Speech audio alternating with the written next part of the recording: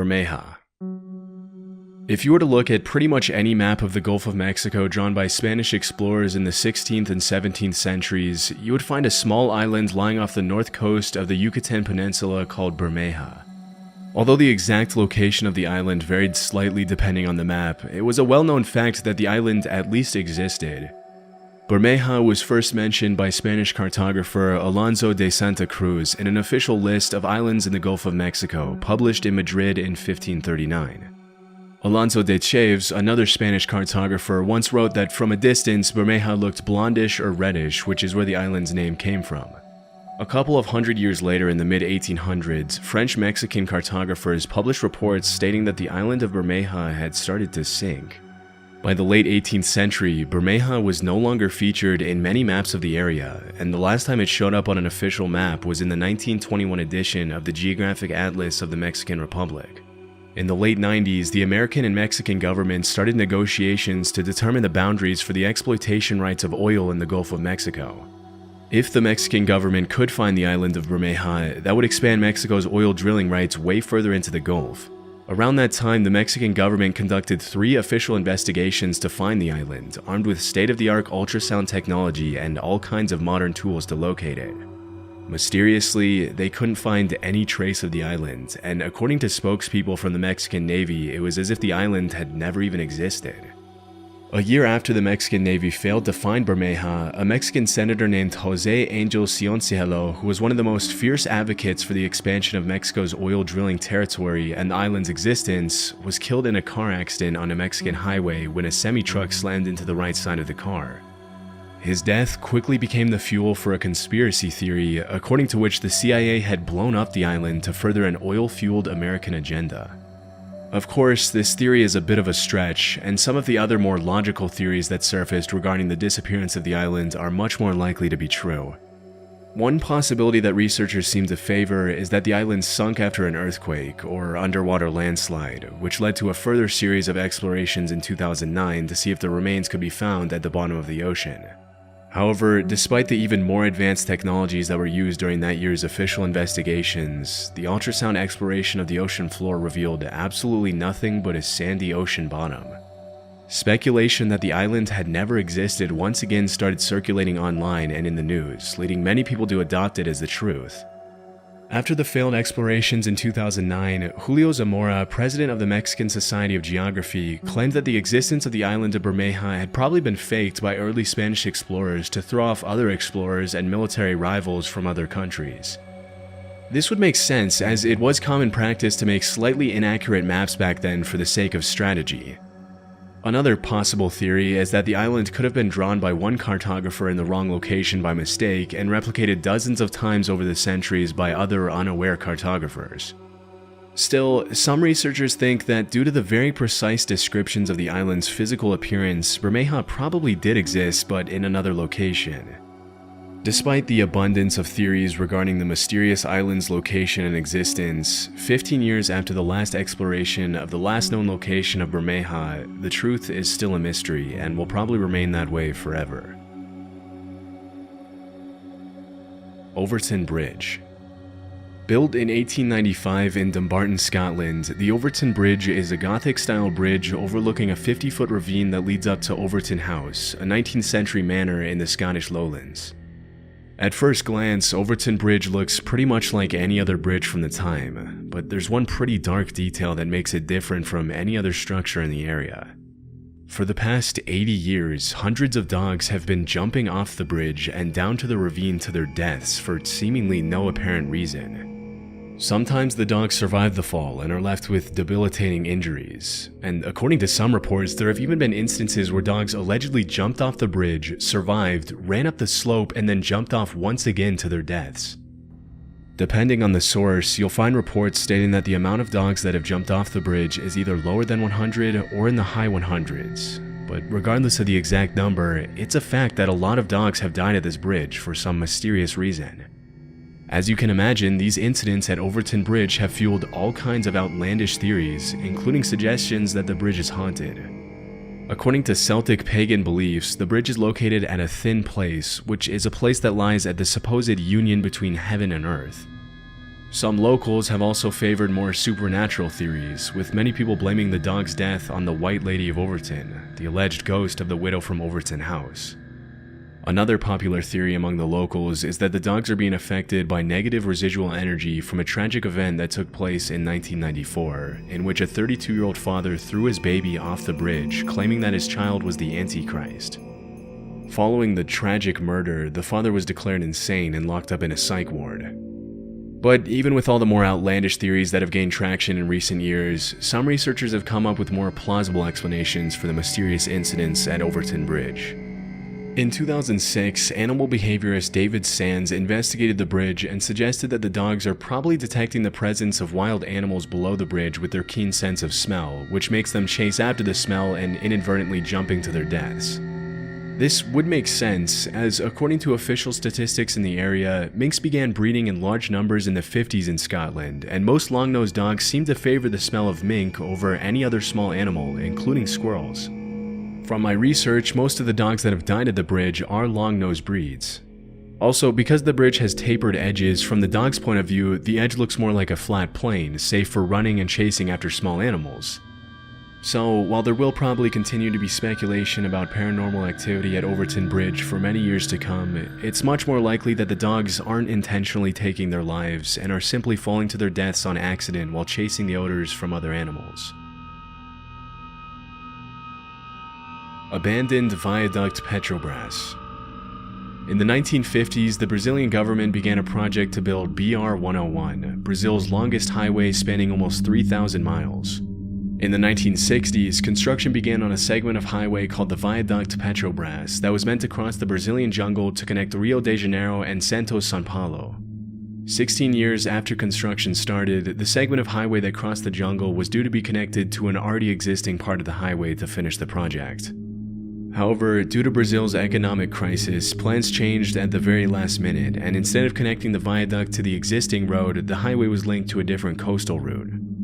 As a result, the Viaduct Petrobras was left abandoned in the middle of the jungle, and to this day, the Brazilian government has done nothing to remove it or reuse its parts. Standing over 130 feet tall and almost 1,000 feet long, the structure features fully built tunnels, retaining walls, and a gigantic concrete foundation, which has slowly been swallowed by the jungle as the years have gone by.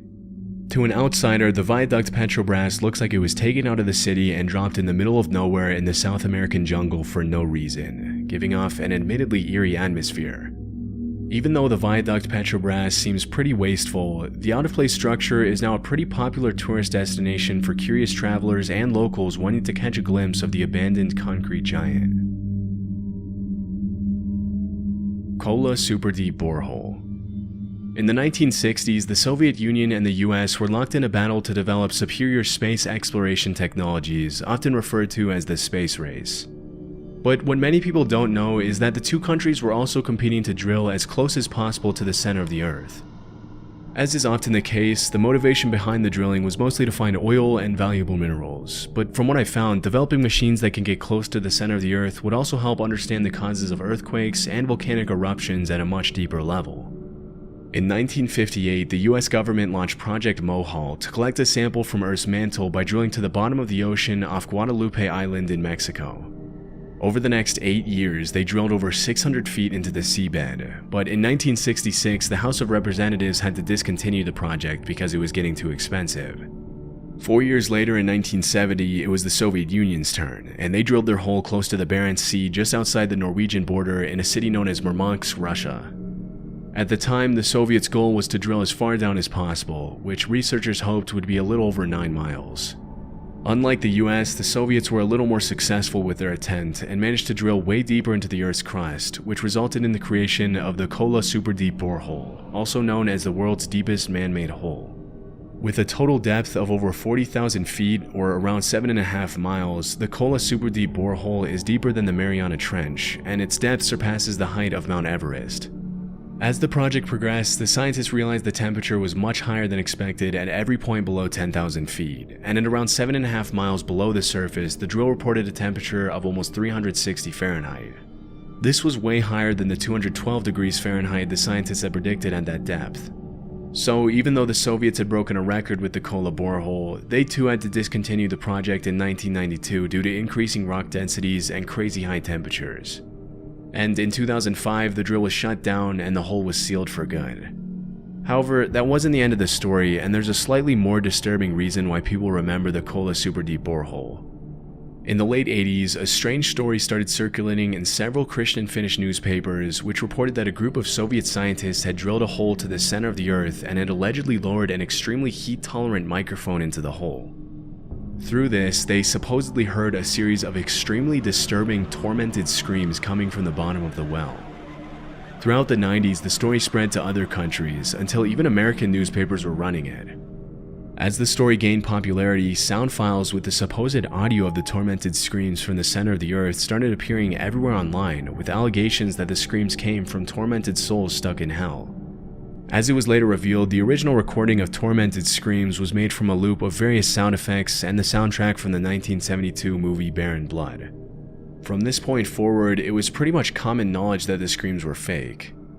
However, it is a fact that some pretty disturbing sounds have been heard coming from the Kola super deep borehole along with other super deep boreholes. In 2013, Dutch artist Lotte Gieven traveled to the 30,000-foot deep KTB super deep borehole in Germany, where she lowered a microphone protected by a thermal shield to see if she could pick up any sounds at the bottom of the well.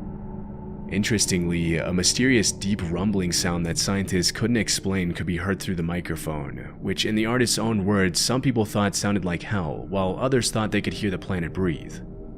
Even though the sound is pretty cool to hear, even if a little haunting, the consensus among scientists is that the sound comes from layers and layers of rocks rearranging themselves after being moved around by the drill that made the hole. Potomsky Crater. In 1949, a Russian geologist named Vadim Kolpakov stumbled upon a mysterious crater with a diameter of over 500 feet and a height of almost 140 feet in Irkutsk, Siberia. At the center of the crater, he found a little hill around 40 feet tall, which kind of looked like an eagle's nest with an egg inside it. Curious to find out what was inside the crater, Kolpakov made plans to climb the mound and take a look inside to confirm his hypothesis that the crater had been caused by a meteorite. But the locals warned him that Fire Eagle Nest, as it's become known all over the world, allegedly possessed evil powers, and whoever stepped inside it would be dead soon after. Dismissing the insistent warnings as superstition, he climbed the mound, but failed to find any rock samples that supported his meteorite hypothesis. Over time, more and more expeditions were carried out to the crater, including one in 2005 in which the leader of the investigation died of a heart attack shortly after visiting the crater. Based on the findings of recent explorations, scientists have ruled out volcanic eruptions, nuclear explosions, and impact from a meteorite as possible causes for the crater. In the absence of a solid answer, some have started coming up with all kinds of theories to explain its origin, including the possibility that a UFO landing made the crater. Others have linked the crater to the Tunguska meteorite, the remains of which have never been discovered. One of the things that makes it so difficult to determine the origin of Fire Eagle Nest, or Kolpakov Cone as it's now popularly known, is that the crater frequently changes shape, which suggests that whatever caused it is still affecting it to this day. The only thing scientists know for sure is that the crater is around 250 years old, which they gathered from the rings on the trees growing on the mound. Strangely, it's been scientifically proven that the trees closer to the crater grow much faster than normal, which is similar to what happened in the forests around Chernobyl after the nuclear disaster. The lack of solid explanations, coupled with the weird tree phenomenon, has been fuel to the fire of outlandish conspiracy theories about underground nuclear plants and nuclear-powered UFOs buried beneath the crater. To this day, scientists still haven't determined what caused Kolpakov Cone to appear, and no asteroid fragments or metal parts have been found in the crater to support some of the theories people have come up with over the years. As of today, the most logical explanation is that the mound could have been caused by the underground release of hydrogen fluids and heat from a nearby gas volcano. This could have caused changes in the size of tree rings, which would explain why scientists thought they were growing at an abnormal rate. Still, despite the more convincing explanations that have surfaced over the years, the origin of Kolpakov Cone will probably remain a mystery for many years to come. Villa Epicune. In the 1920s, a small tourist village about 400 miles from Buenos Aires, Argentina, called Villa Epicune was built along the shore of Lago Epicune, a salt lake touted for the health benefits and therapeutic effects of its mineral waters, which were said to be beneficial for rheumatic conditions. Quickly turning into a weekend getaway for Argentina's upper class, the town soon had a functional railroad station and a population of about 1,500 with a capacity to accommodate around 5,000 additional visitors at its peak in the 70s.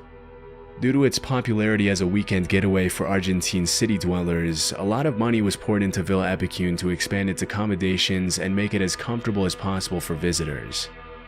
However, it seemed not a lot of resources or attention was dedicated to the containment dam that separated the lake from the town.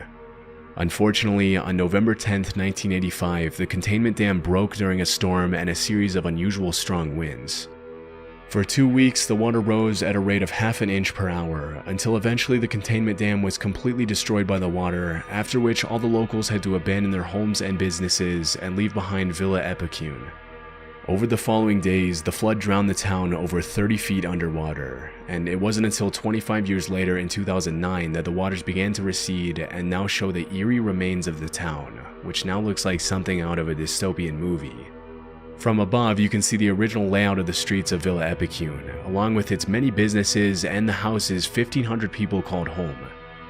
With its overgrown trees, rusty post-apocalyptic appearance, and ghost town vibes, Villa Epicune now draws in tourists and photographers from all over the world who want to get a glimpse of the ruins of the once bustling getaway town.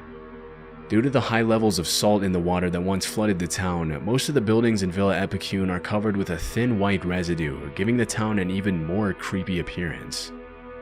One of the more interesting facts about Villa Epicune is that even after it was completely destroyed by the water and flooded for more than 25 years, as soon as the water receded in 2009, one of the locals, then 81-year-old Pablo Novak, decided to come back home and live out the rest of his days in Villa Epicune.